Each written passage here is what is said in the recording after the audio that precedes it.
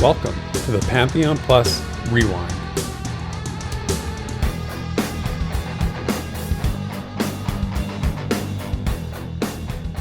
Hello, fellow adventurers, and welcome to episode 121 of The Rewind, the Pantheon Plus podcast dedicated to Pantheon, Rise of the Fallen, and its growing community.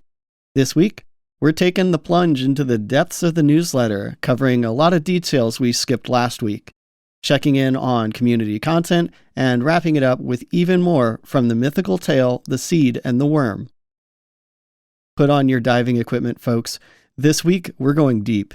Join me, Desrin, and my descending co-host, Theric, as we go headfirst into the vasty depths of this week's Rewind. Theric, I'm sorry in advance. What are you sorry? What are you sorry for?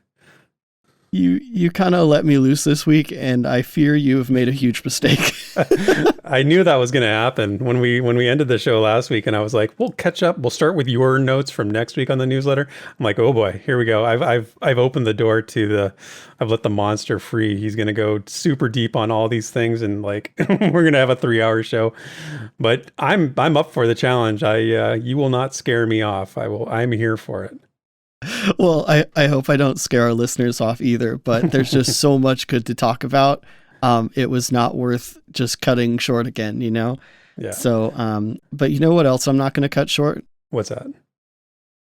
Signaling our adventuring party. So, of course. Can't cut them off. Nope.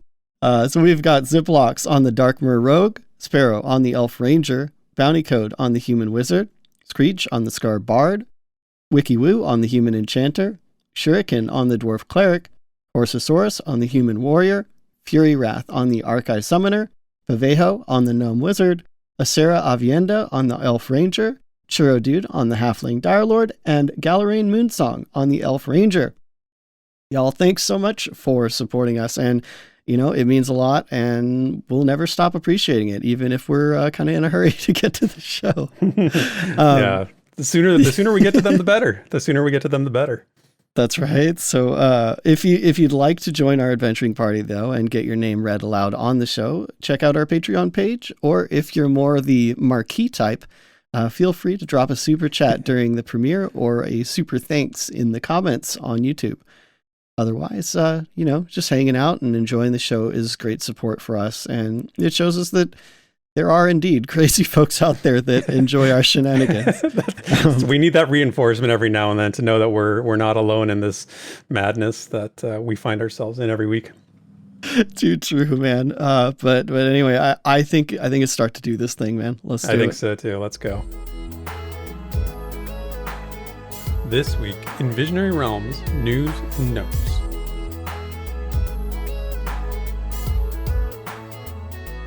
All right, so our VR news and notes starts with a bit of a correction from last week, which, so on the show last week, we showed you the calendar, and you're going to see it again on the screen here, of the upcoming events for VR in the month of October. But that calendar that we showed last week was wrong. And I reached out to Minus because I was, as I said on the show, events where everything was on Fridays. And I was like, oh, this is kind of a change. So I said, hey, with the Friday thing, is that like a thing for sure going forward? You know, and he said, what are you talking about? Nothing's changed. And I said, the calendar says Fridays on everything. And he said, oh, whoops. And everything was fixed. So the Thursdays are still the days of VR's events in the month of October and going forward, which is a massive relief, honestly. I know, Des. Yeah, we were we were having some internal turmoil. Yes, internal turmoil is right. We're going to have to rejig everything in terms of our personal schedules and how we create content, because Thursdays just work really, really well for all of us, and Fridays absolutely do not. So this was a bit of a huge relief. So anyway, the main thing is that everybody knows when the dates are and when the correct days for the VR events are. So it's the 6th, the 13th, the 20th, and the 27th of October with regard to the calendar for October.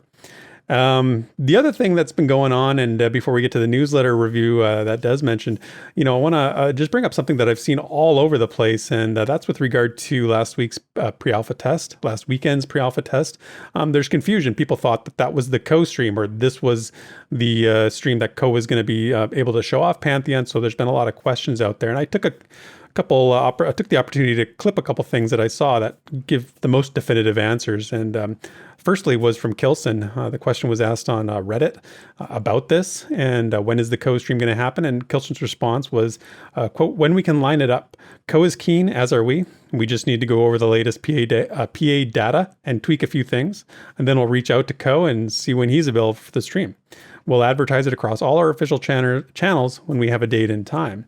And Co on Twitter as well said the same thing. He said, yeah, I'm still waiting to hear from the Pantheon guys when I can jump in. Very excited, and it's going to be very excited to be taking a look on stream as early as possible. So just good, good clarifications, and good to know that that co-stream is still going to happen. And we just don't know when exactly. And as soon as they know, they're going to reach out to Co. I'm sure will announce it to his audience, and we'll all have the answer we're looking for. So, because I really want to see him stream too.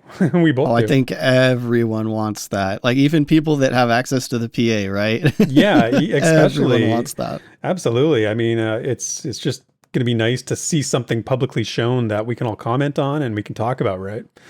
So look forward to hearing more about that. But let's get to the newsletter. We've got a lot to cover still from the newsletter. And Desrin, like I said, cliffhanger. We left off with your highlights last week. You've had time to ponder them. What does your brain come up with? What you got for us? Okay, so we covered a lot of broad strokes last week, mainly with the producer's letter, right?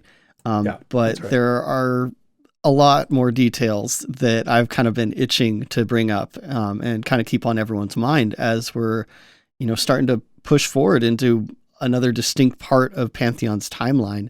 The more I think about it, actually, the more I really think that this whole Pantheon 1 year later thing, it's kind of like a capstone to a really specific period in Pantheon's development. And like, I don't know if you want to call it like the conversion era or something. I like what you said, a distinct period in Pantheon's history. That really is a good way of phrasing it, I think. Yeah, I mean, I think that's the case. And I think it's worth noting and, looking back on this, since I really do believe that we're going to see a lot happening from here on it's going to be, I would say, like finally indicative of the Pantheon we're all going to log into one day, which is the most exciting thing. Is the information we're getting now is like closer to reality, closer to the reality that we shall one day hope to see.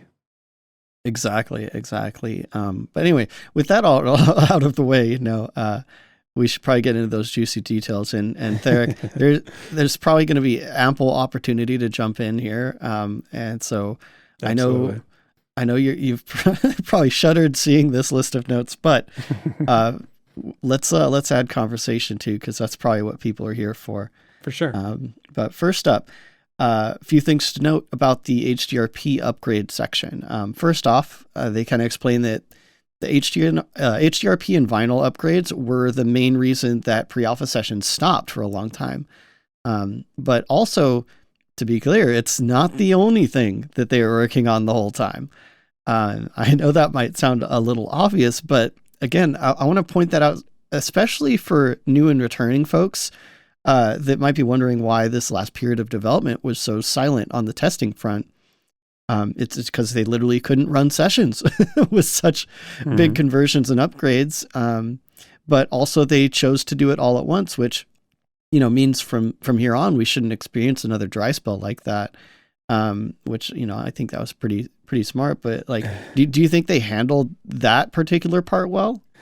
Yeah, I do. I think that it had to be done. And I think that the expectation now is, like you say, they can test now more frequently because those things aren't preventing it. I said it before that I think testing should be purposeful. And I only want them to do testing if it serves to move the game towards launch.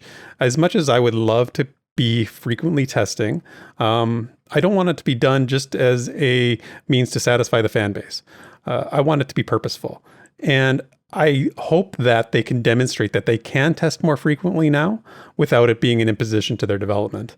Because I worry that they feel like they have this debt to repay now where they need to make up for lost time and get the testers in more often. So, and I'm, of course, I'm of two minds. I want to be in there and testing and experiencing it, but I also don't want them to get sidetracked with their development process. So I think they handled it as well as they could have. I think there were some times when they needed to be a little bit more forthright with the information that about where they were at with the networking, where it needed to be a little bit more clear about what exactly was going on with it. Because I think there was that period where we were all like scratching our heads, being like, is it working or is it not working? We don't know yet, you know, like they kind of hinted that it was, but then there was some issues. So just stay the course, I would say. Yeah. I mean, do you think it's safe to assume we won't see another big stop like we have? I do think it's safe to, I do. I think we won't see another big stop for any technical reasons. Would they say if we run tests right now, it holds things back? I could see that, like in terms of like where our efforts are put into and when our energy is put into. They might say like, if we don't run any tests between now and whenever, we can get this done real quick. Whereas if we have to hold a testing session, you know, that takes away time and resources from the development team.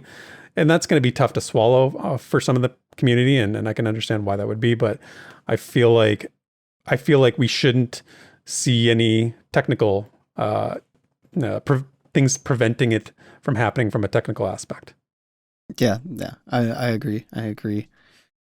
So all the gray box terrain has been converted, which we knew of course. But the thing I want to note is that the terrain and road textures are actually placeholders, as they said. So that means the geometry, you know, the shape of the terrain is there, but we could still see quite a bit of change in how it looks, you know, when they get those final textures in there. Mm-hmm. Again, it's just nice that they noted that because it's something I've brought up. And it's something that people will see when they see co-stream it, right? They're going to comment on it and say, well, I thought everything was converted. I thought 100% conversion of everything. And it's like, well, you know, there's still probably going to be some things that you're going to see that you're going to be like, that doesn't make sense. You know, that doesn't look like it's an HDRP, right? So it doesn't look like it has the final form. So you're going to see that. Yeah, and same goes for the new Flora system, which is what we've seen in some of the recent videos that allows the plants, the trees, grass, and all that to move with the wind and even with characters passing through it. The system is there, but the actual assets are also placeholder. And just like the terrain textures, they said final art for these things is coming. I'm quoting here, in the near future. Of course, you know, they also made a bunch of new assets, and they noted they converted most of the old ones as well. But the terrain and flora, it's going to be a big part of kind of the general look of Pantheon. But it's good to know that they're still dialing in their own look, which should be exciting to see soon, right? Yeah, man, oh man, this game is going to be known for its leaves and fronds and trees and things at the end of the day, because they sure do spend a lot of time on these things. they're like, in terms of like the flora, not the animals or the creatures or anything like that, but the flora, I feel like it's like something that's in every newsletter, you know, about how they're continuing to refine the flora a little bit, and like they're really into the flora. But you know, it is what it is.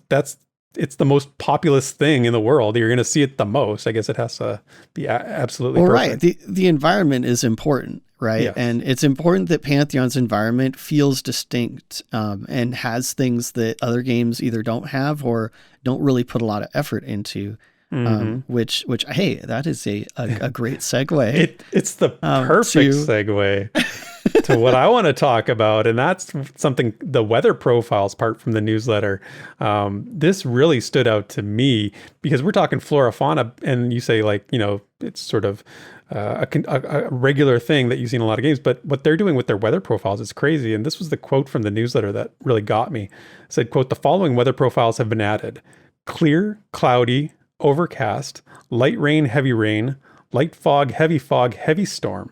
And they said weather effects, lighting, sky profiles, and audio will continue to be refined. Like so many games, when you play them, they have either it's raining or it's not raining. Those are the two weather systems you're ever going to get. Yeah, totally. It's night or it's day, right? Like, I love this variation. There's so much going on here. And it sounds like, they're being refined still, but they've been added. They're in the version of the game. So, man, I can't even begin to like tell you what kind of effect weather has on mood. I think I mentioned it on a previous podcast. Yeah. It just really affects how you feel about how you feel at that moment. And, when that's an immersion creating event. It's really fun. It really is. Especially, I'm going to always bring this up, but just, randomly playing Valheim recently immediately made me hail to these changes and being like, man, it makes such a difference. And while it might seem frivolous to some folks that maybe don't know that weather isn't just a graphical thing in Pantheon, but even just as a graphical thing, it makes such a difference. And I'm really happy that they're already focusing on this, honestly, and refining it. But yeah, they've got the initial systems for water, sky, time, as you said, weather. It's a lot of big stuff when it comes to like the world and feel of the game. But also we know a lot of this stuff affects gameplay, like I mentioned. Mm-hmm. So it's more than just trying to make the game presentable or pretty. Yeah. Like and it's more than just putting you in a mood. Like you said, it affects gameplay. You can't see as far, you can't hear the ambient sounds maybe as well because of the rain, just so many visceral effects that you end up experiencing in these different situations. And, you mentioned the water effects, the time, all those things combined create this real matrix of perceptual, what's the word I'm looking for? But experience, perceptual experience, I guess. Oh yeah, absolutely. I mean, they're in. That's what they're saying. Yeah, these are in.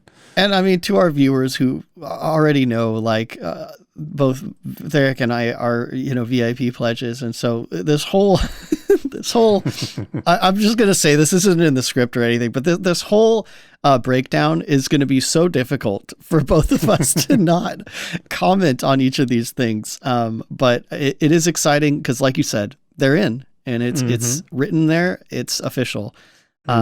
But anyway,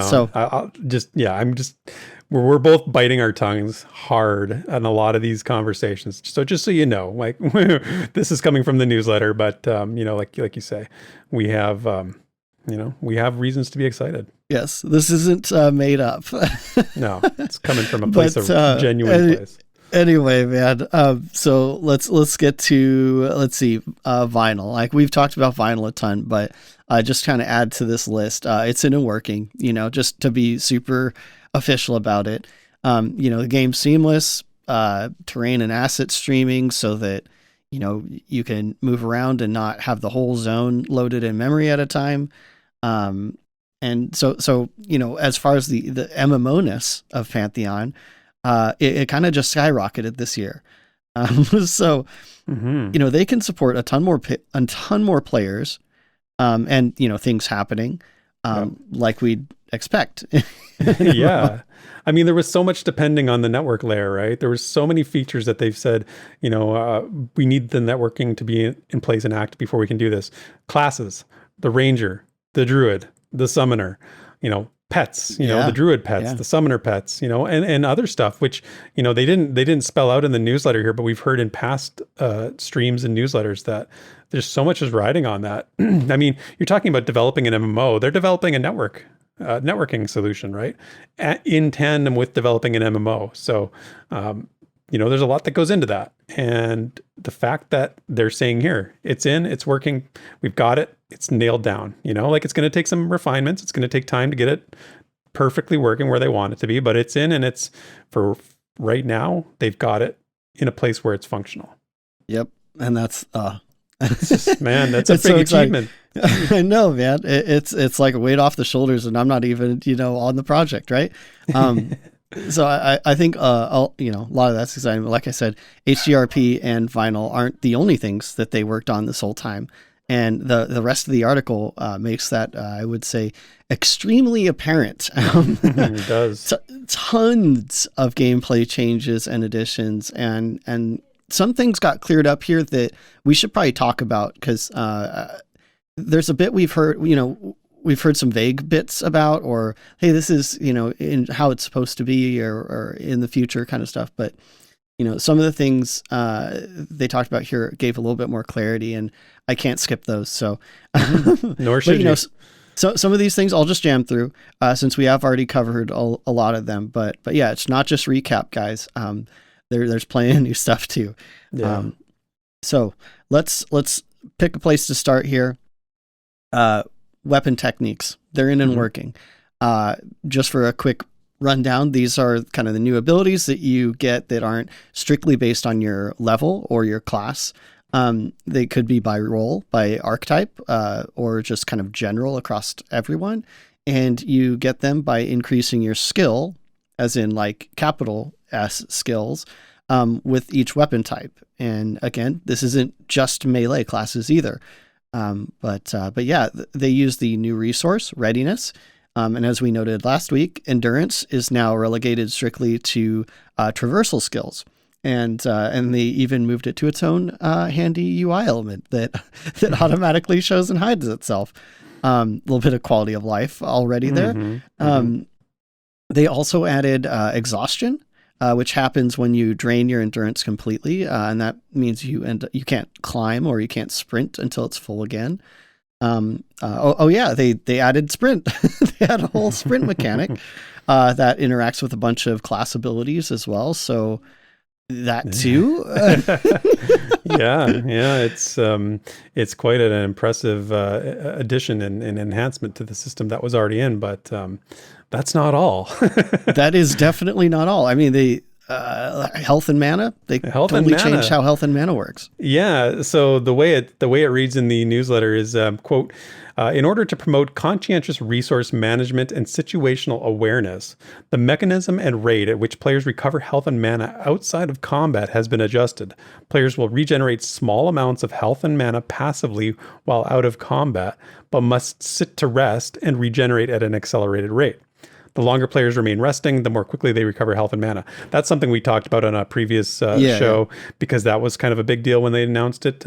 But they also said, quote, when in combat, a 10-second delay is applied before players enter the rested state, and then interrupting the rested state by standing or being attacked will reset the rate of regeneration. So again, some of this is new, but what I've noticed here the most was just passive mana and health regeneration outside of combat. That's new. I don't think we knew about that. I don't think that's been the case, in what we've known up to this point. So definitely something to take note of. And I actually think this is a pretty big change. I think this is a pretty significant thing. One that I'm personally not 100% in favor of. I don't think it's a great idea personally. I think that it takes away a little bit from some of the class interdependence. I think, again, you're going to talk in a second about food and how that works, but what was said in the newsletter. But I think that this is an interesting thing to monitor going forward, how they manage this. Yeah. And to be clear, you can still rest in combat with a 10-second delay, which I think they're trying to find a nice middle ground, But yeah, if this does mean that regen doesn't happen in combat, that is pretty huge. We'll see how it plays out. But yeah, on the note of food, that is also changed, and it gives, now it's long duration buffs. So it increases the rate of HP and mana recovery while resting. They kind of hint at, maybe some food might do a little bit more than that, but I think we're looking at a more, I guess, standard food and drink, right? Mm-hmm. Or food, I shouldn't say and drink, because it was just mentioned food, but yeah. Like I really think that I have no issue with the food giving the buff to HP mana recovery. I don't think that I think the resting thing that they've done well, it's just a straight up passive. When you're just running around, your HP and mana regenerates. That's where I think we're getting into a little bit of a problematic area there. Yeah, and we'll have to see how that. Mm-hmm. You know, like I think I'd like to see more on that, right? Yeah.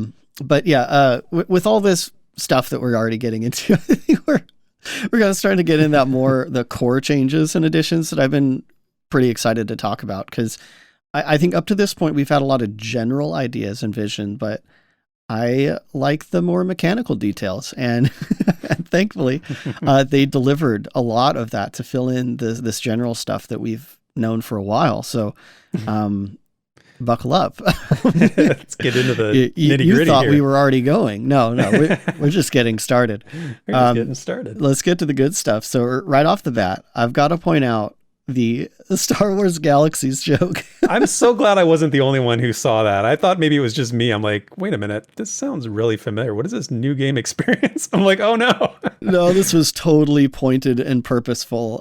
So they titled this section Combat Enhancements, and I thought it was pretty funny that they made sure to assure everyone that it's, quote, not to be confused with an entirely new game experience. I feel like somebody at VR really got burned by Star Wars Galaxies at some point. That must have been I would assume Nefel was a big Star Wars Galaxies player, yes, I believe. Yes. So maybe a bit of that rubbing in there. I don't know, Taham maybe as well, who I believe Taham is the one that wrote the article, or it was probably a collaboration, but yeah. So if you don't know or played SWG, it's this NGE, this a new game experience that they're joking about, is what a lot would say kind of changed the game beyond recognition. So I just got to point that out to say, like, these people are gamers too. And they're well aware of some of these big blunders. That's right. Past. Yeah. They're not naive to the mistakes of the past. That's important to say that. Yeah. Okay. So for the actual updates, jokes aside, like honestly, dude, I almost don't know like where to start. But actually maybe we'll just start with the stated goals. Because I think that's important to everyone. So here's what they're going for. They had a few that I'll just list. The first one is increasing the prominence of auto attacks in relation to abilities, enhancing the feel of stats, buffs, and debuffs, enabling degrees of delayed decision-making to facilitate communication, and diversifying gameplay experience between classes and especially roles. I think that all aligns pretty well with what we imagined for Pantheon. Right? Yeah. The degrees of delayed decision-making to facilitate communication. I've said that so many times. I'm like, that's what they have to do to make this a social game. You got to pace it well enough so that people can talk to each other and communicate what they need to do, what their strategy is, what their tactics are. You got to, I think that I'm glad to hear that. It sounds like they're listening to some feedback on that. Yeah, I mean that they specifically like call that out, at the top here. But yeah, so let's start with like ability lines. Like, do you want to take this one? Yeah, sure. So the first one, it was basically about downranking. Now, I'm not the hugest expert on downranking, so correct me if I say anything that's wrong here, Des. But the quote was, I will. Yeah, as I know you will. The quote was, the methods used to determine the potency of spells and abilities has been revised to facilitate longer-term scaling. As a result, the ability lines have been deprecated. Although some spells continue to offer more potent alternatives at later levels, these are treated as their own abilities and may be assigned to the limited action set in tandem with their less or more powerful counterparts. So that is my understanding of what downranking is. It sounds like what they're trying to do is get their design philosophy in step with tangible, how they feel about tangible progression, getting it to work in step with the limited action set. And this is sort of their solution to it. So, basically saying, there will be a few more powerful versions of certain abilities and spells, and that won't be the majority. And if there are, you can put them both on your bar at the same time. So Right. And oh man, this was so nice to hear because I am actually just 100% tired of like Fireball 1, Fireball 2, Fireball 3, like to no end it bothers me. And their solution to this is to have a lot of these abilities scale by your stats and stuff, which just makes sense. And I know some people like that feeling of upgrading a spell, right? But in this case, even if you have a particular spell for a long time, it grows with you. Yeah. And then if you do get something that's like the same spell, but maybe it has like an additional effect or something, or it's got to be slightly different before they make it its own thing. I think that is so important to feeling like your ability gets better. Yeah, Like, the tangible yeah. progression. That's what I'm talking about. And not just, you know, because if somebody says to you, you know, what do you have on your bar? Let's say you're a wizard and they ask you, what spells do you have in your bar? And you say, I've got, you know, Fireball, Cold, Lance, whatever. And they're like, oh, okay, well, it's the thing with the like advanced version of the spells is that it's easier for people to understand. Like people know you have a more powerful version if you just say, I've got Ice Lance 5. But if you tell them I've got Ice Lance, but my intellect is, you know, this, they know how much more powerful that Ice Lance is going to be. So I guess it's like, it's one of those things that like is easier for the player to understand at a glance. But when you actually understand how the system works, you'll appreciate the wizard who's put that effort into making that Ice Lance more powerful. You know what I mean? Does that make sense? Yeah. Yeah. And I think how it plays out is, you know, you have abilities that might be more limited or more simple that you can always slot in and still be usable. Yeah. And then save the more complicated or the, you know, maybe I for some reason I'm thinking like, you know, Fireball versus like a Firestorm or something, right? Yeah. That maybe Firestorm is more powerful, but uses more mana, or maybe it does an AoE and you don't want to do an AoE. And like, but it is kind of an upgrade, but it's also its distinct thing. And that's important. Like they said, more potent alternatives, right? So there may be, like you say, there may be similar ones, but they're different in some way and they offer some sort of different trade-off. Yeah, this is a huge change and I'm so happy to see it. But they also redid, I don't know, basically all of their formulas.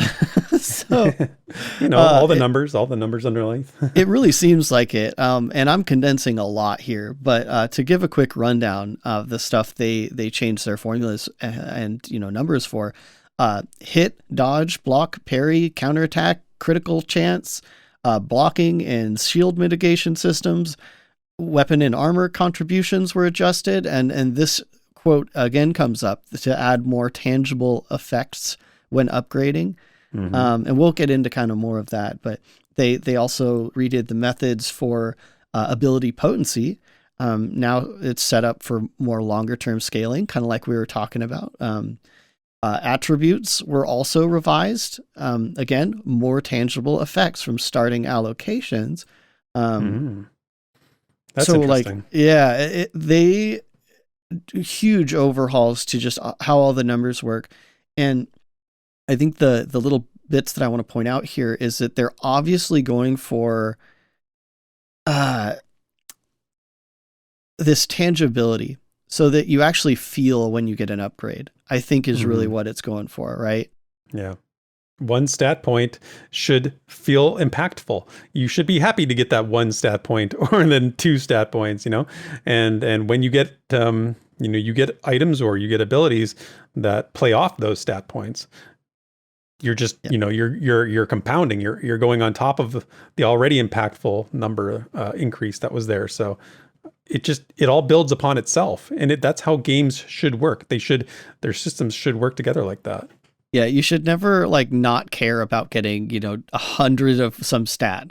I'm not naming any names. So many names you could name. I don't even know what you're referring to. I know. Could That's be a million the best things. part, right? Speaking of though, they laid out what all of the attributes do. Finally, and pretty clear. Yeah. Really clear.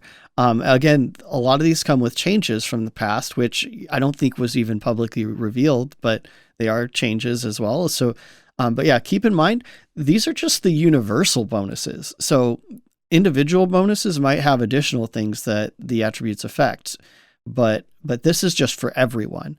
And I'm actually going to list these out just because may as well have it in audio version, right? I know you could look this up, but that's a lot of words to bury. So let's start with strength. So strength increases the potency of outgoing melee and ranged attacks. Melee and ranged attacks. Oh, I see. Are you queuing me for a ranger comment? Yes. Strength affecting range attack. Wow. Okay, well, we got to keep going because we got to get to dexterity and see how that plays into it. We'll get there. We'll get there. But I have to shout out to Mortal Online 2 that makes strength a big part of using a bow because it's draw strength. Anyway, also strength increases the amount of damage mitigated by successful blocks.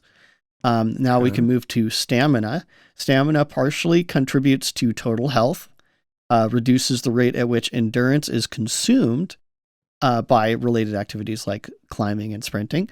Also reduces the chance for spell casting to be interrupted by incoming melee attacks, which is a thing now, by the way. That's interesting. Yeah, that plays into a different change that they announced too. So cool. Yep. Now Constitution partially contributes to total armor, partially contributes to outgoing spell healing, partially increases starting acclamation values. Ooh, that's interesting. Yeah, and partially contributes to resistance ratings.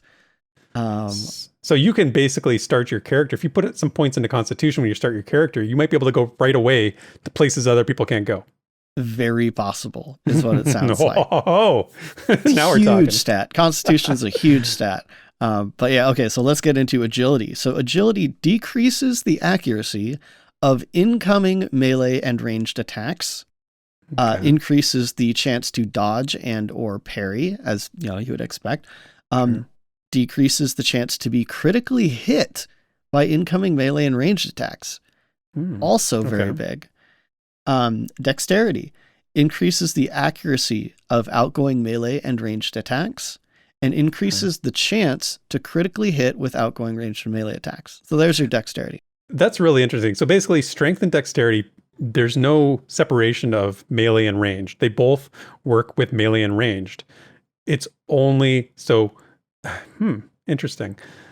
So dexterity is always about the accuracy, right? It's usually about accuracy. Some games go back and forth when it comes to ranged combat, whereas dexterity affects damage as well, but it's usually accuracy. But here, so strength is not only affecting the potency. So when they say potency, I mean, they're basically saying the amount of damage you're doing of your ranged attacks. Yeah. So interesting. You know what? I mean, in essence, you need to be strong to pull back a bow and you need to be dexterous to hit your target, but then you have to be pretty strong to wield a sword and hit your target with that too. I mean, yeah. I'm curious as to know, if you're listening to this and you're hearing these stats for your character, there's more to come too. What are you thinking? What stats, do you always look to when you make your characters that you sort of, sometimes we get into like assumptions about, this stat always does this. I think you're going to have to rejig some of our assumptions here. And a recurring theme that I think you'll find is that every stat is useful, which I know I've said this so many times, how big of a deal I think that is. But that is happening, guys. So let's get into intellect though. So intellect increases outgoing spell damage, naturally. Partially contributes to outgoing spell healing, partially contributes to a chance to reduce incoming spell damage. Now let's get to wisdom because that's separate. So wisdom partially contributes to total mana, partially contributes to the rate at which skill ups may be obtained. Ooh, that's a big one. That is huge. It's massive. And then let's do charisma. So charisma functionality not yet added. They were clear about that. But here's what they've got so far. Contributes to the rate at which faction is gained and lost. Contributes to buying and selling prices of vendors. And contributes to potency of certain controlling effects. I feel like after every one you've gone through, I've said interesting every single time. I'm like, don't say interesting again. Don't say interesting again. But man, like, are you kidding me? Like you said, every character, if you could make a character, each one of these stats could be important, no matter what class you're choosing, could be important in some way. So Absolutely. The min-maxers will figure it out and they'll figure out what's, optimal. But I think that actually is a fairly arduous task in this case when you look at the stats like this, because there's so much, like you said, there's so much interplay and crossover between the things that you want to do as a certain class. As a healer, I want to be able to heal optimally. Well, I'm going to need Constitution because it partially contributes to outgoing spell healing. I'm going to need Wisdom because it partially contributes to total mana. Like and Dexterity. Like you could make an argument for a lot of these abilities being important to your class, no matter what you choose or how you choose to play or what kind of class you're making.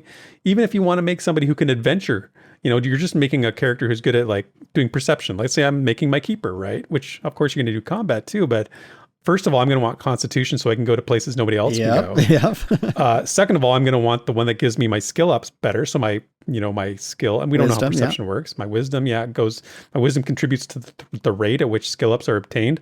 I want to go with the faction one because that's going to help me, it's just, there's so much overlap between these that you could theory craft for days. Exactly. And that's kind of what I was going to get at, was like, there's so much theory crafting to be done just with these base attributes. These are just attributes.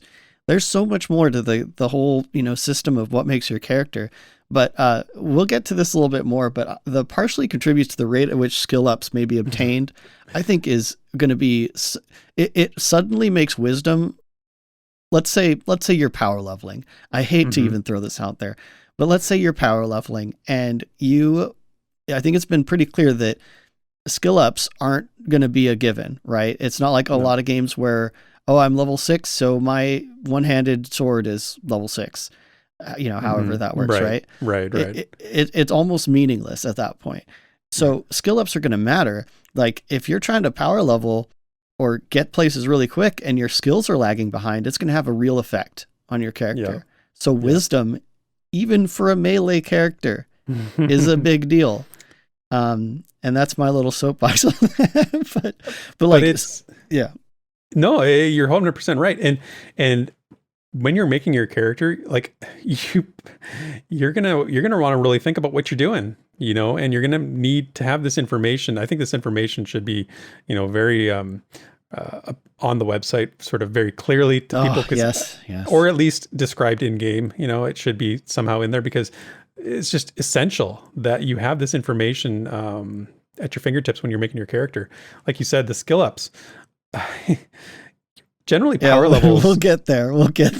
Yeah. I mean, the power levelers don't generally, wisdom isn't something that I think a power leveler looks to first, but man, oh man, they better. Yeah. And again, this is just in addition to the class specific things. So, cause we've seen abilities that get bonuses from certain attributes, but also skills. Actually, on that note, maybe we need to talk about skills because I think it is now abundantly obvious that skills are a big deal in Pantheon. And again, capital S skills, not just for techniques either. One big change that they finally got specific about is how your class influences your skill caps. So they separated these out into tiers, 1 to 5. So basically how it works is your class might be a tier 5 with some skills, which means they have a high, the highest natural cap, but maybe tier 1 in something else, which means they have a low skill cap for that particular thing. And again, this just kind of differentiates what the different classes are capable.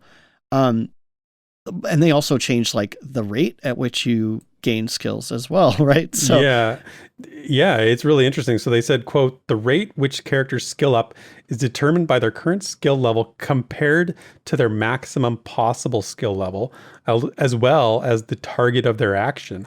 Higher level targets, now listen to this is important. Higher level targets will generally yield more frequent skill gains than lower level targets. It's just more incentive to group, right?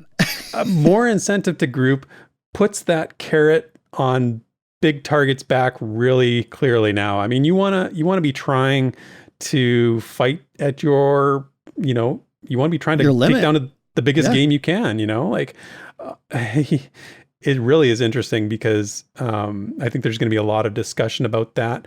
And I think that is probably the way, I think that works with Pantheon, the way we've seen it designed, and what the philosophies they've talked about, intangible progress, and the way that they're doing challenge. I think this really is a good thing for the game. I hope that this sort of sticks going forward, and I like this change quite a bit.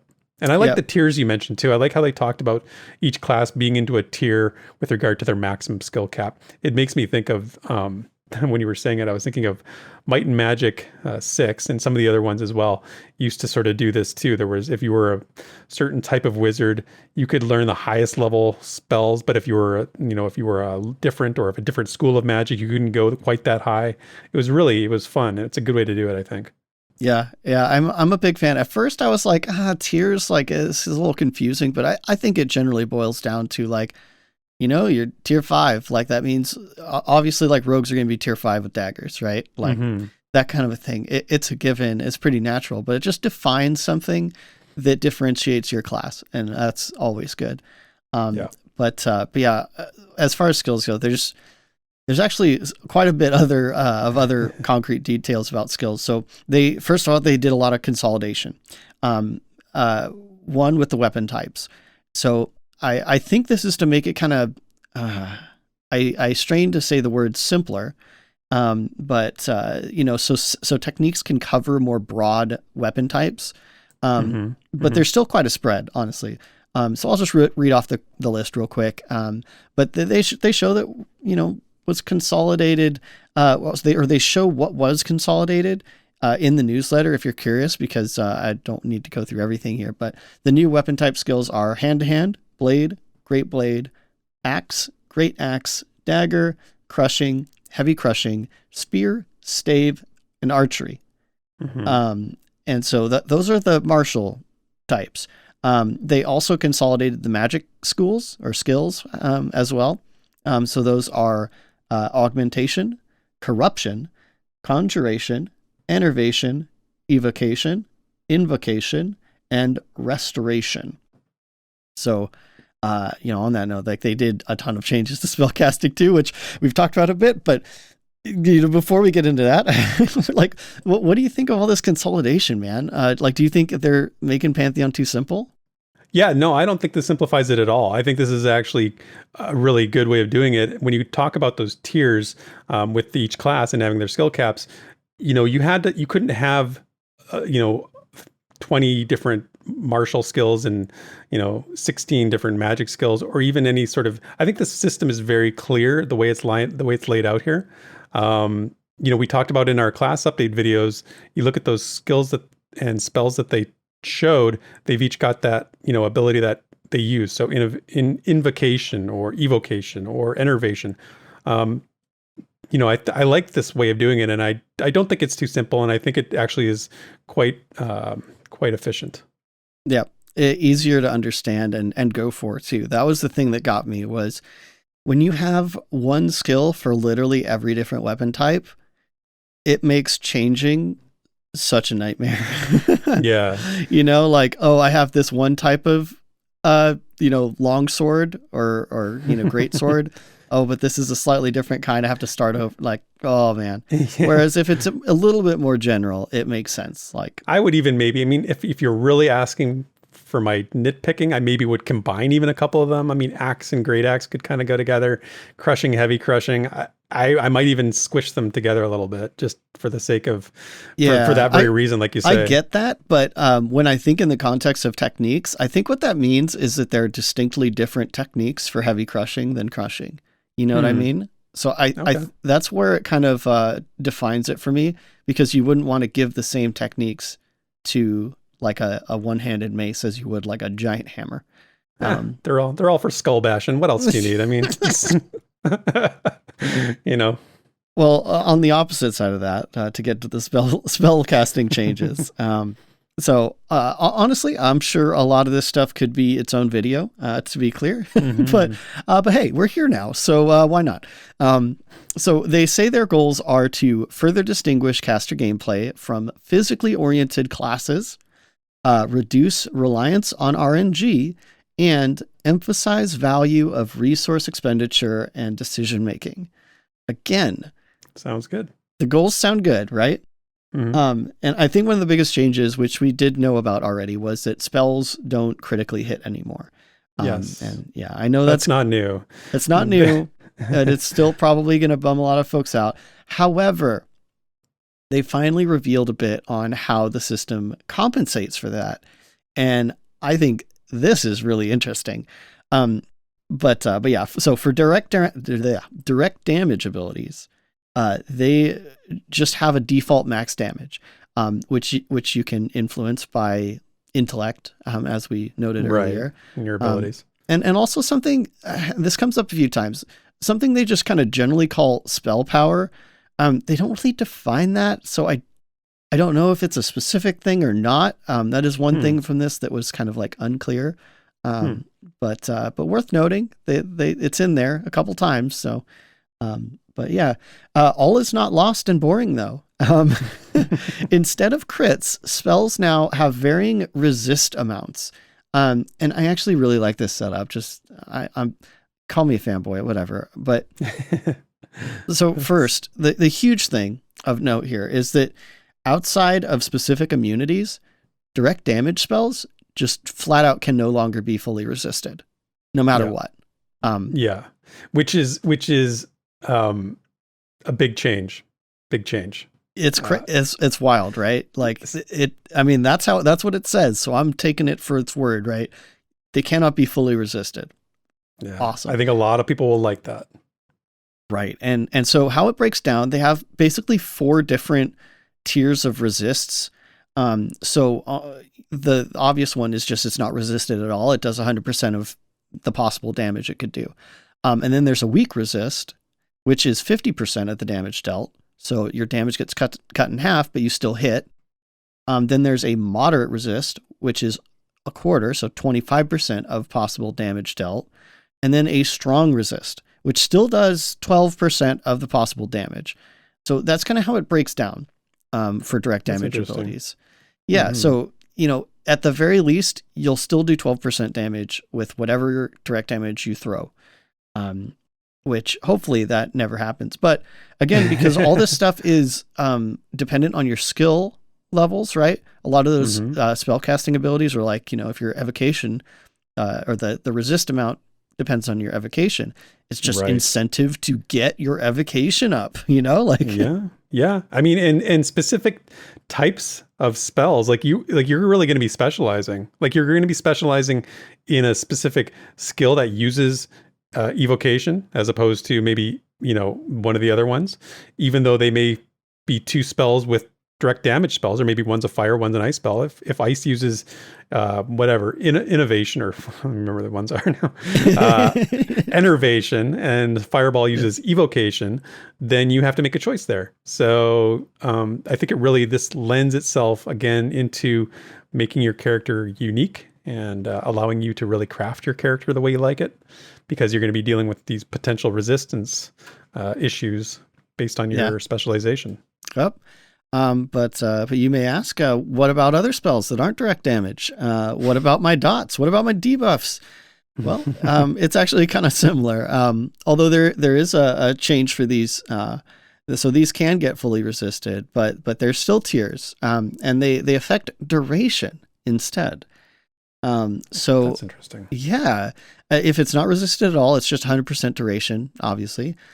Weak resist, 50% of the duration. So if it's a dot or a debuff, 50%. Moderate resist is 25% duration. And full resist it's just not applied at all. So unlike direct damage, these can be fully resisted. What's kind of interesting about this, I think, is a lot of games, they give dots a bit of an advantage because once you get it on, it's just there, right? And this kind of gets around that in a way, but without actually nerfing debuffs, because you can imagine in the, more likely chance that your debuff lands, well, it's like, okay, maybe it doesn't last, 60 seconds. Maybe it lasts 30 seconds instead, but it's still on there. That is so good for debuffing. I think what this really does is, I said it in my video about the Enchanter, how they introduced the interrupt over time skill or spell, I guess it is. Yeah. This is the same kind of idea where you now have the ability to put a dot on a mob, but you can't just sort of like fire and forget. You can't just walk away. You gotta keep an eye on it, because like you say, if you're getting resisted, so if it's a 30-second dot, you're down to 15 seconds. If it's a whatever weak resist, right? 50%. Yeah, you're really going to have to pay attention to try to reapply those. Yeah. It's interesting that they made this one able to be fully resisted. I wonder why that is, as opposed to the direct damage. There must have been some reasoning for that. Because it would seem easier to just make it consistent across the board with regard to yeah, I'm not sure. Make the numbers like that. But yeah, this is cool, man. This is really cool. And again, keeping the player engaged, keeping the player attentive to combat and what you're doing. This really makes that happen, I think. Yeah, I'd agree. And lastly, just to not leave the heals in the dust, right? So heal power is influenced by intellect and constitution, like we mentioned earlier. They also say it's it's influenced by that kind of vague spell power, whatever that is, and the relevant skill of the ability. So, probably restoration, right? But all those things go into healing amount. So all of those stats are useful to healers. It's not just wisdom or whatever. Oh, and they just kind of casually mentioned that spells are no longer bound to the global cooldown. Just like, yeah, just threw it in there, little one-liner. It's kind of a big deal. It's so funny. And you know why that is a big deal? Because they did raise the global cooldown from 2 seconds to 2.5, I believe. But they also made it so you can get interrupted while casting from melee damage. And so what that means is you're not screwed just sitting there after you get interrupted.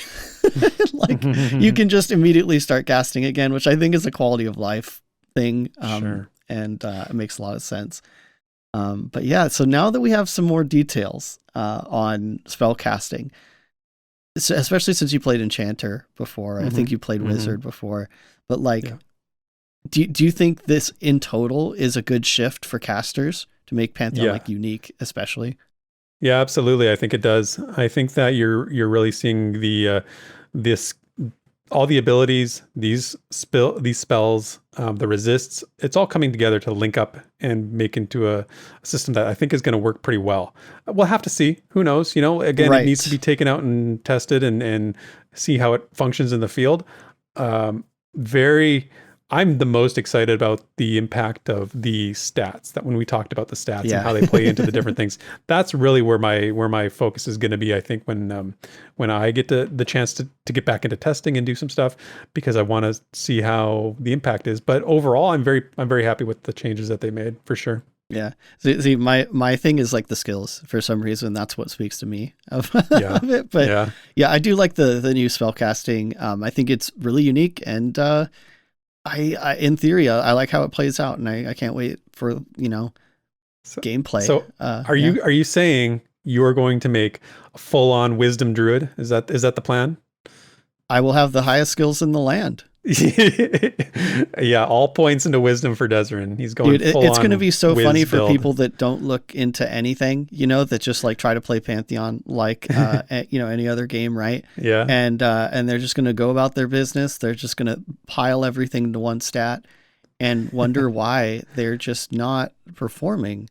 Meanwhile, here's you with all those schools of magic in evocation. They're all maxed out because we're all wisdomed up, right? Well, they've been advancing, and you're taking down big targets. That's gonna get to me a lot because I will just stop leveling probably to skill up, because I just I'm sure other people can relate. But anyway, see, it's too easy to talk about this stuff. So also on the docket. some pretty significant changes to itemization. And that's including some pretty neat details that I think a lot of folks have been wanting for a while. But yeah. First off, don't worry. Their goal is still to preserve item longevity, of course, at all levels, and make sure that gear always feels significant. Again, a common theme that we're going to be getting through all this. So one thing they had to do, though, to make this still the case, while also making sure that stats didn't get out of hand, is consolidate the amount of pieces of gear. So for now, or I should say, now after these changes, for armor, you've got chest, legs, head, feet, hands. For accessories, you've got waist, back, left ring, left ear, right ear, and neck. And for weapons, you got primary, secondary, and ranged. And interestingly enough, there are also 2 tool slots. One's for ammo, and one is for something called relic. Yeah. Is that enough slots for you, Eric? That's the perfect amount of slots for me. I mean, the more the better. I mean, but not, you don't want to go too crazy, but I mean, it's a game where you're trying to get good stuff. I just want, the more loot, the more slots I have, the more loot I can go after, right? I want more. But I think as we've seen in like past streams, though, when we start getting into like left wrist, right wrist, left bracer, right bracer. You mean like pinky finger, ring finger, middle finger, index finger, thumb slots? Exactly. Yeah, that's I can't wait for my middle finger ring drop, right? Hey, those EverQuest hands had the ring on the middle finger, so don't don't be dissing that. Yeah, but yeah. So they also have 2 what was I going to say here? So they have 2 different categories of items now. And these are kind of what Joppa was talking about a while back. They've got non-magical items that don't really have stats or attributes or procs or anything, but they're easily found from pretty much any NPC type. But then they have magical items, which can rarely be found on common enemies, but they're more reserved for dropping from rare enemies, and they can have all of those things that I listed above. I think the main point here is that it doesn't look like we'll be getting any further item differentiating, like all the colors that we see from pretty much. See, I don't even have to ask you. I already know. No.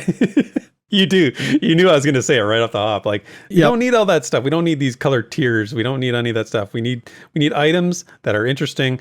And if there's a differentiation between, one is your basic sword that drops off whatever, everything, and something else is, has some magical properties to it. That's the way it was, and that's the way it should be. I have no problem with that at all. Right. Sounds good to me. Well, interesting to note here is that they added a bunch of stuff to vendors, and they say that upgrading your gear via vendor purchase is an expected gameplay loop. As in, interesting. Okay. As in, upgrading your basic armor via vendors is something that's very viable and expected, but in some way less efficient, as they put it, than looting or crafting. I think this is kind of saying, like, hey, you can buy gear if you farm the coin. But working with other players is probably better. Like, do you think that's kind of the gist? I do. And I'm glad to hear that. I mean, I know they don't like the EverQuest references, but come on, man. It's EverQuest, right? Like, it was a good system back then, and it's still a good system. Like, make the stuff on the vendor expensive, right? Make it so that people who just don't want or have the time or the ability to always get groups and go after the higher end stuff, they can at least get some decent stuff from the vendor if they so choose to do it that way. I have no problem with that. I think this is a really good idea. I'm glad to hear that. Yeah, it's such a simple thing, right? But we've gotten so used to just vendors being absolute useless. Like, never check the vendor. Don't bother. Exactly. Making them actually have a purpose, I think, is important, as minor as it is, right? But it's just interesting to hear that they expect that to be a part of gameplay. So they're obviously investing in that system. Well, this will also force them to really make good stuff rare in the world. Not rare, but, not common, I guess I would say. Right. Because it does, if they're going to do that, they have to basically restrict the good items to some pretty dangerous places and locations and some pretty rare drops, which I'm in full favor of. Of course, that's how it's supposed to be. And we'll get into other stuff that aligns with that later here too. But yeah, so they also added some flags having to do with like the new death system. But here's the thing I think a lot of people are going to be really happy about. And this is the fun one that I was alluding to. Generally, NPCs will drop the weapon they are wielding. There's still room for NPCs to drop stuff you can't see, of course, but I think this is a nice touch. A lot of people are going to appreciate. Yeah, we talked about this last week, and I was excited about it then. I'm still excited about it now. Yep, I mean, at least now it's in the patch notes, right? So it's like it's not we want this. It's like it's there. And they even noted that they populated a lot of NPCs with common items as well, just to kind of get that going. But yeah. I love seeing a skeleton with a staff and chasing after it and grabbing that staff. I'll say that. Grabbing that staff. All right. And so I know we're kind of going super long, man. But there's still some really important stuff. And we've talked about the updates to NPCs, the difficulty in XP a lot, but I think they laid it out here so well. It's worth coming back to now that we have some more details. And I'm going to rush into this. So you're going to have to just like push in because I'm so excited about this. I can't even, it's hard to hold myself back. But so firstly, NPCs abilities that are non-magical have been converted to techniques. So the reason this is important is because it allows them to scale damage, duration, potency, and of course, readiness to further tune the NPCs. So, of course, they can also control the rate and under which conditions NPCs use those abilities, but it just means they're like another step closer to making NPCs more like players, and like advancing the AI. I think we talked about last week, right, that NPCs have readiness, like they use their abilities, like we do. Yeah, and we mentioned last week because you clarified that they do have techniques because I was talking about it and you're like, yeah, that's in there. And I'm like, oh, I didn't realize that. So this is what you were talking about there. I want to just point out here that it's important to note that their abilities have been converted to techniques. They're not an addition to their abilities. So now enemies just have techniques, not non-magical. Remember, their non-magical abilities have been converted to techniques. So they still have spells. There was a time when they talked about NPCs in the game as being basically same classes as the players. So if you saw a ratkin that was healing, it was a cleric. It had all the cleric abilities and spells. This sounds like they've changed it. So that's something I would actually like to ask them about because this speaks to me. This says that they've changed it to they're just using techniques for the non-magical. Like there's going to be, it's probably special mobs with special abilities, but for the regular run-of-the-mill mobs that are out there, their techniques alone, or do they still have any abilities? Because it doesn't sound like it. Well, I would love to have this clarified for sure, but I actually read it the opposite. I read it as they're basically making them more like player classes. They probably had some legacy NPC stuff that, the abilities didn't, or like the melee abilities, martial abilities didn't operate like techniques, and now they do. That's how I take it, but now that you say that, it's probably up to some interpretation. So, something to put on the corkboard to ask VR when we get a chance. Yeah, totally. Now, a huge side of these updates was that NPCs are no longer, they don't have distinct difficulty tiers, like Overland or like Dungeon or Animal or Humanoid. This is huge. It's like, this has so many repercussions. So, it's worth noting that there's still like named enemies or boss or raid tiers, right? And those are obviously like more powerful. But outside of that, an enemy is an enemy. So there's no heroics, there's no elites or triple ups or any of that. 5-star enemies, yeah. Right. Vanguard. The bubbles, yeah, I should have put that in, but yeah, for the most part now, an enemy's difficulty has more to do with the type of enemy specifically that you're dealing with. Like we mentioned, the classes, or a kobold versus something else. And of course the context, where they're placed, how densely they're placed. So, enemies in dungeons might not be innately more difficult per mob, but they're more likely to involve multi-pulls, almost certainly. And generally, dungeon mobs are probably going to be higher level than stuff outside the dungeon. So they're more likely to have stronger ability toolkits to pull from, I'd expect. And, of course, they'd be working with each other because they're in proximity, and that's how the AI works.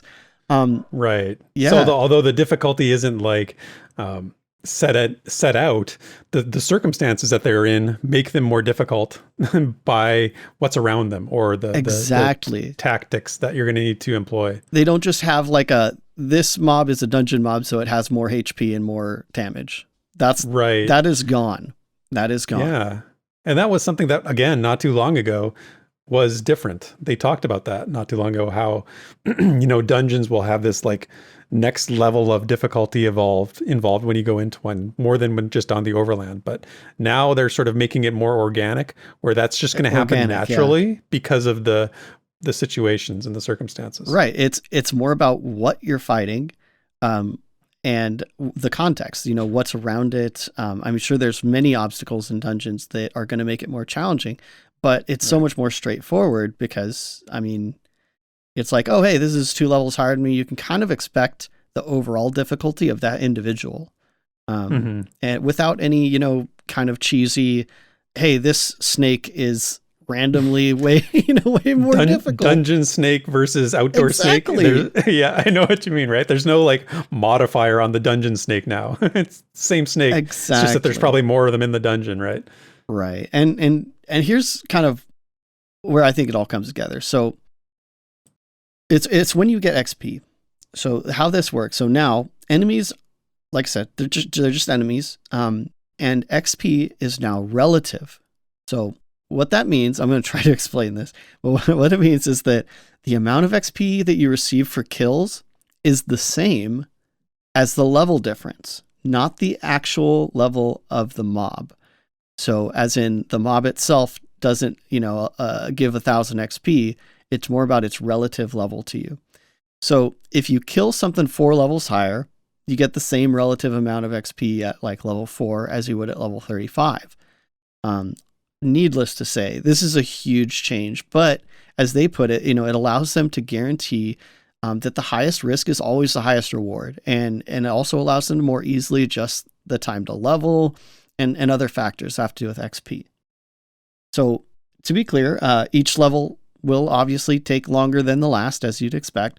Just, you don't, oh man, I know this is probably not going to translate so well over podcast, but the general gist is the XP amount isn't specifically attached to the enemy, but the relative difficulty of that enemy to yourself.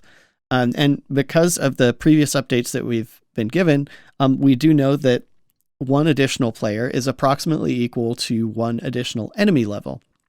So again, further incentivizing grouping. That's a good point. Yeah. And really on that note, they also added a group XP bonus as well. And as we were talking about before the show, that group XP bonus diminishes if the group engages mobs that are lower level than the highest level group mate. Again, further incentivizing the groups to tackle more challenging content. So, all right. I know that was a lot. And I know you have thoughts on this. But looking at all these like XP changes, difficulty changes, all this, like, what's your explosive take? Yeah. Well, my first take is that I need you to make a video about this and show me the formulas and put it in visual form so I can really understand it. I think I get it, but like it makes we already talked about this actually, going after higher level mobs incentivizes that. For the skill ups, you're going to get better skill ups, but you're also, you're getting better XP, which you would expect within a certain range. Now, my question for you is, does this take out the incentive to try and take down something way higher than you? Like, are you getting any benefit from killing something that's 10 levels above you instead of 4, as you say, right? Like, it seems to say that. It seems to. Okay. Yeah. It's interesting. I mean, it does sort of seem like the XP is, and you say it's going to be more every level you go up, it's going to take longer than the last. Right. They just want to clarify that it doesn't mean that every level is going to take the same amount of time, like Guild Wars 2, Right. something like that. Because when you start talking about like a relative XP gain, I think a lot of people probably think of something like that, but it's not the case. It does allow them to tune that a lot better, because they don't have to deal with each individual levels. Like the mobs at this level give this much XP. The mobs at this level give this much XP. Instead, they can just tune the relative amounts. So like, if you're level 30 fighting something 4 levels higher, you get like the same amount of XP with a few exceptions, but that's the main gist. Yeah. I mean, I would just say that they've obviously put a lot of thought into this, and I'm in no position to to criticize or say it's the best solution ever. I would, again, it's going to need to be seen in the field how it plays out, and this is a big deal. This is not something they would take lightly. So I trust that this is a solution that probably will do well, and interested to see how it plays out. Yeah, I think in the end, it's going to be intuitive if you don't think about it. The general gist is like harder equals better. Like the more above my level that I seek and try to kill, the better it's going to be, like regardless. But what it also means is that like groups of, 6 going out to power farm stuff that's like several levels lower is actually like dramatically less effective, especially when you account for the lower skill gain. But also the lack of the group bonus, because I think that is the typical power farming way, right? Is to just kill fast. And this is saying the opposite. This is saying kill slow, kill hard. Like big game hunters are the way to go. That's the way to do it. Yep. All right. Well, just, woo, doggy. But yeah, so they also added, initial crafting and gathering, banking, death and near death systems that we talked a bunch about, which the only big thing they shared was the current XP penalty, which I'll just throw out, it's 10% of your current levels with XP, and that it starts at level 4. Again, currently, we'll see how this adjusts, right? But yeah, other than that, the rest looks pretty much the same. Of course, they're in process of rebuilding the world, starting with Throne Fast, but, covering ground everywhere, I'm sure, as well as a slew of other minor things that we just we can't possibly touch on, even in a 2-parter. I mean, dude, we didn't even really get into the patch notes. Yeah, I know. And we're at an hour and like 20 minutes. Oh my gosh. I know, but it's fine. That's we needed to talk about this because this is all super impactful stuff. Yeah, it's absolutely massive. The stuff in here is extensive, and I mean, like even the patch notes were condensed. I pulled a few things from the patch notes for our notes just for the sake of explaining something, but there is so much there.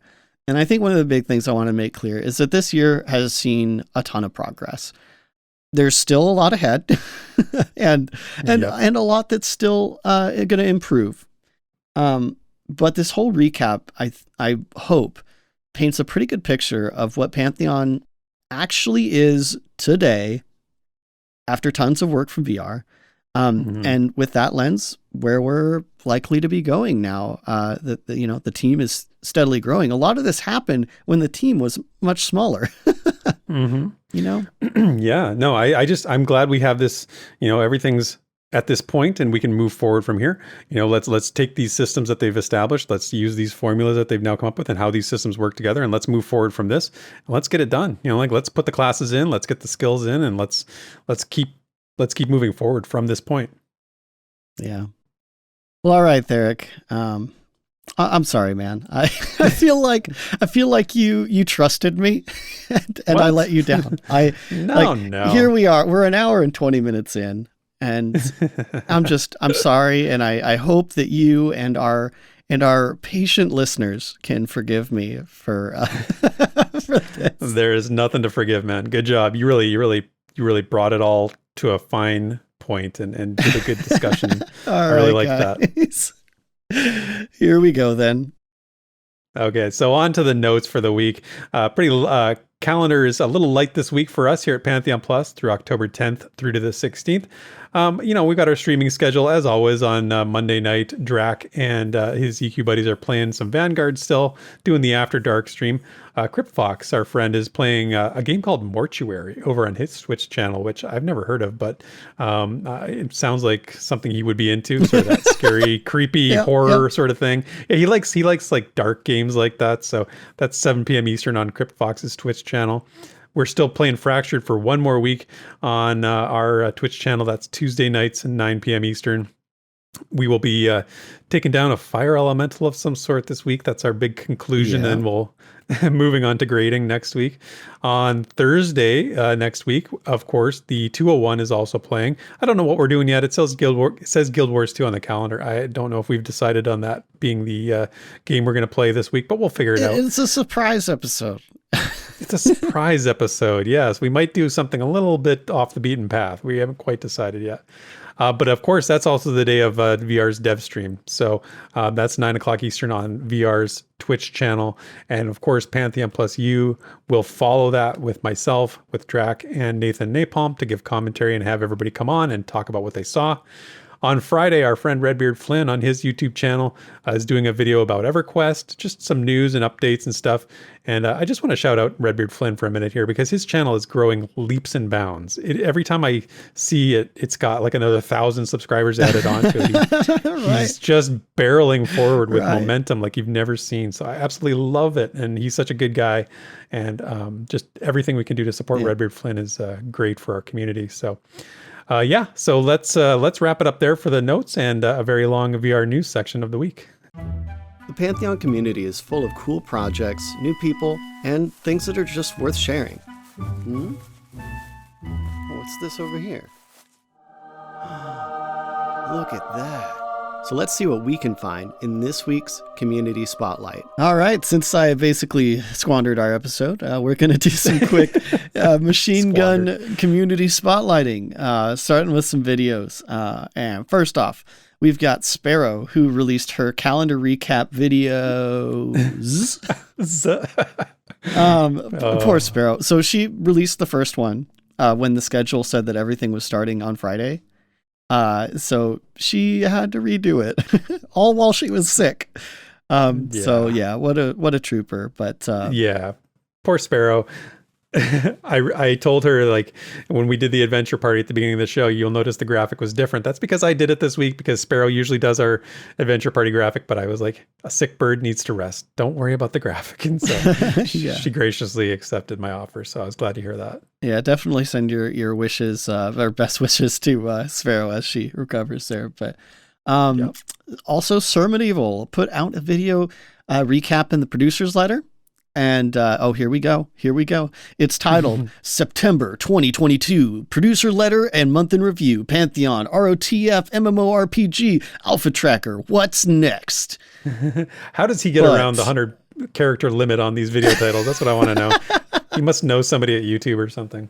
Well, it's funny is like us, he has to kind of piecemeal out this newsletter. So this is like just the producer's letter and month in review section. I'm sure he's going to be coming out with more soon. Maybe he'll be more expedient than us, but I would challenge him because there's so much. There's so much in there. But yeah, expect more videos from him, I'm sure. Also, Bazgrim put out a short, YouTube short that I missed last week. It's a Baz Flash for the producer's letter as well. I just want to shout it out because it always happens like right when we're recording, then I forgot to put it in the notes and whatever.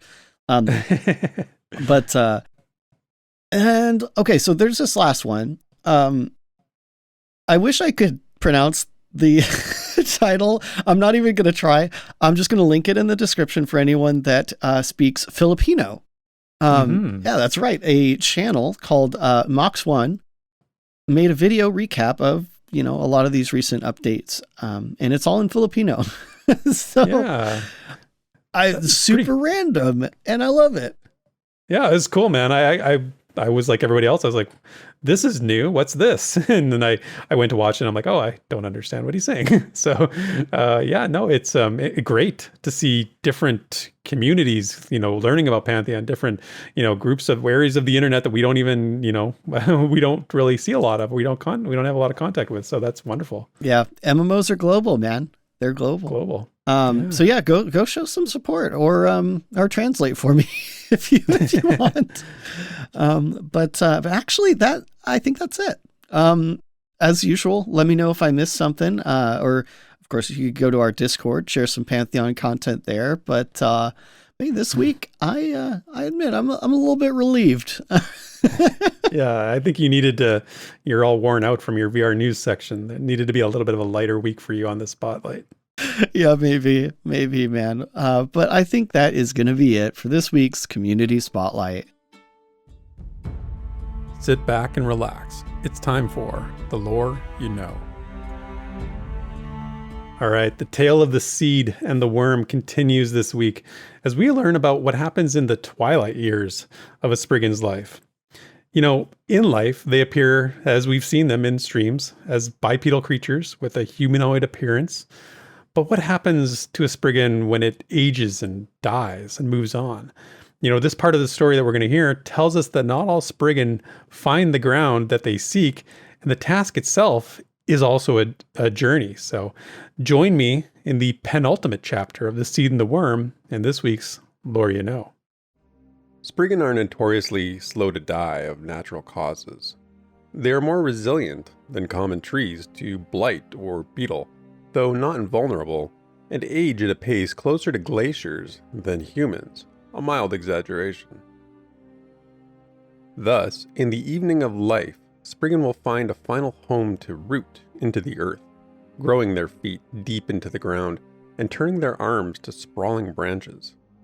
Over the years, their body will twist and change into something more tree than Spriggan, though their face and the light of the verdant fire will last till final death. A chief desire is a rooting location that has been used by ancestors of their Grove family line. The ground itself must be of good soil, untainted by poison, drought, or climates which they are not accustomed to. While much more hardy than common flora, Spriggan are created with ranges of adaptation, but may not live or die in an environment wholly unsuited to their makeup. Spriggan prize this well-suited ground so dearly that they may wander the face of Terminus for decades in pursuit of it, mournfully breaking down in body and eventually in spirit if they cannot attain it. Often, these creatures will fall prey to cowardly warriors, treasure hunters, or simply the wind itself, breaking them apart under the hammer of storms and seasons. These Spriggan find no good rest in the world, fading into the earth like a common log rotting into the ground upon which it fell. Some may even enter the ocean itself and walk until the tide carries them away, or simply stand in the surf until their verdant fire is extinguished. Yet, for those who do root well, the end of life is a season of tranquility and honor. Spriggan bear great respect for rooted progenitors, protecting their state and preserving their heritage.